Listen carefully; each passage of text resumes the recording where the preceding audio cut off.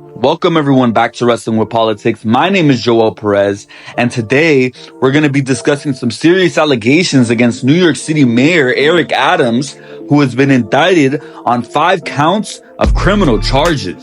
These allegations against the mayor include accepting luxury travel benefits from the Turkish government and accepting over $10 million in public matching funds, which turned out to be illegal campaign contributions through the use of fake straw donations. And Adams is also accused of creating a fake paper trail, or in other words, fake evidence, in order to cover all of this up. So these are some very serious allegations being dropped against Mayor Eric Adams.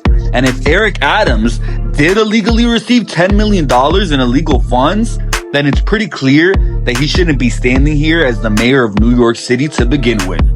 But to be honest here, these seem to be some pretty standard corruption charges coming at NYC Mayor Eric Adams.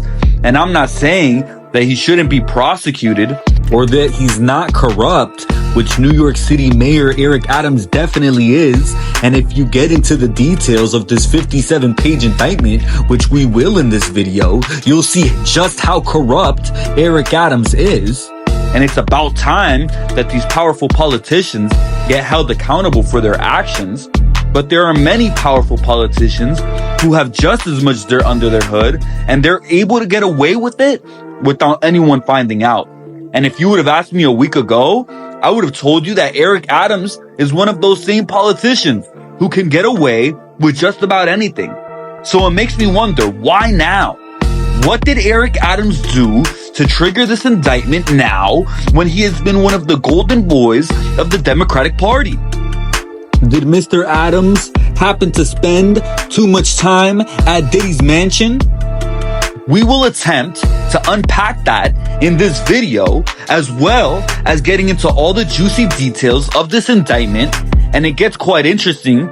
But for now, let's get to Eric Adams himself and his response to these very serious allegations. The things that you have done are unconscionable.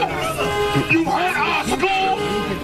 Our streets are dirty. Our children are harassed by the police.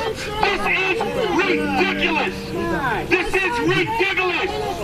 You can shush me all you want, but the people are with us. And this is not a black thing. This is a justice thing. First of all, I want to thank you for being here this morning. And before Eric Adams can even get a word in at his own press conference, you can already see how displeased us New Yorkers are with Eric Adams' performance as mayor, because regardless of these charges, as the mayor, Eric Adams has overseen skyrocketing rents, where the minimum amount for a 1-bedroom apartment is $1,500 for a claustrophobic box, making New York City completely unaffordable for the average everyday citizen who's not on government programs. The costs at the grocery stores have ballooned to an outrageous amount, to the point where gathering all the ingredients just to make, let's say, tacos at home could mean $50 at the grocery store for just one meal. And beyond that, the city hasn't gotten any cleaner, it hasn't gotten any newer, the trains certainly haven't gotten any faster, and New York is perhaps the oldest and smelliest it's ever been. But instead of passing rent control laws to make things more affordable, or creating maybe a federal jobs program to clean up these streets, the only answer that Eric Adams seems to have for the city of New York is to hire more police to criminalize the population in a city that already has the largest police budget in the world. So yes, it's a good thing that this guy pulled up to let Eric Adams know just how much of a crappy job he has done as New York City mayor. Because Eric Adams has only allowed New York City to get bought up even more than it already has been by the highest bidder. And he deserves to get put on blast for every second that he's allowed New York City to go to the wayside. And I want to thank the supporters of all ethnic groups that I hear, particularly the men and women of the clergy that's here, that have joined me here today. And we are not surprised. We expected this. This is not surprising to us at all. the actions that have unfolded over the last 10 months, the leaks, the commentary, the demonizing. This did not surprise us that we reached this day. And I ask New Yorkers to wait to hear our defense before making any judgments. In about 30 minutes, you're going to hear a story of the case that is in front of us. This story will come from the federal prosecutors. And I ask to wait and hear our side to this narrative. From here, my attorneys will take care of the case so I can take care of the city. My day-to-day will not change. I will continue to do the job for 8.3 million New Yorkers that I was elected to do. Amen. And the 300,000 plus employees of our city government will continue to do their jobs, because this is what we do as New Yorkers. It's an insult to the hardworking people of this city that anyone would say that they won't do their jobs while this case proceeds in the background. They are dedicated public servants, and I have been one of them for many years. And they're going to continue to do their job, moving the city forward every day.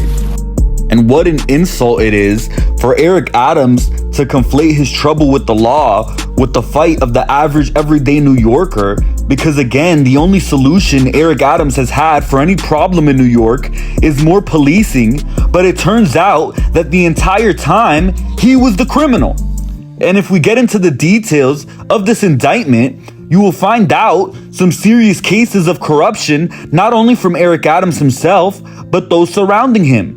For example, according to the indictment, a senior official in the Turkish diplomatic establishment facilitated illegal campaign donations to Adams and also arranged for the mayor and his companions to receive free or discounted travel on Turkey's national airline, which is owned in large part by that country's government. But Adams received flights to France, China, Sri Lanka, India, Hungary, and Turkey. And in September 2021, the indictment alleges the Turkish official told Adams that it was his turn to repay. That official, by pressuring the New York City Fire Department to facilitate the opening of a new Turkish consulate building, which is 36 stories tall, without a fire inspection, in time for a high-profile visit by Turkey's own president. At the time, the building would have failed an FDNY inspection, the indictment says, and Adams, quote, did as he was instructed, and an FDNY official was told that he would lose his job if he failed to acquiesce, the indictment says. So Eric Adams wants to come out here in his response and act like a smart politician and take the attention away from himself by saying there are New Yorkers who don't want to do their jobs, when it has been Eric Adams himself who hasn't been doing his job. Instead of serving the people of New York City, we have another lying politician who is serving the interests of a foreign government instead of serving the interests of the people he was elected and is paid to represent. And I just want to point out how ridiculous this whole situation makes the entire Democratic Party look when they call Donald Trump a criminal and a convicted felon. Because if you look behind the hood of every single one of these politicians, they're guilty of crimes more horrible and depraved than you can even imagine. These are disgusting human beings.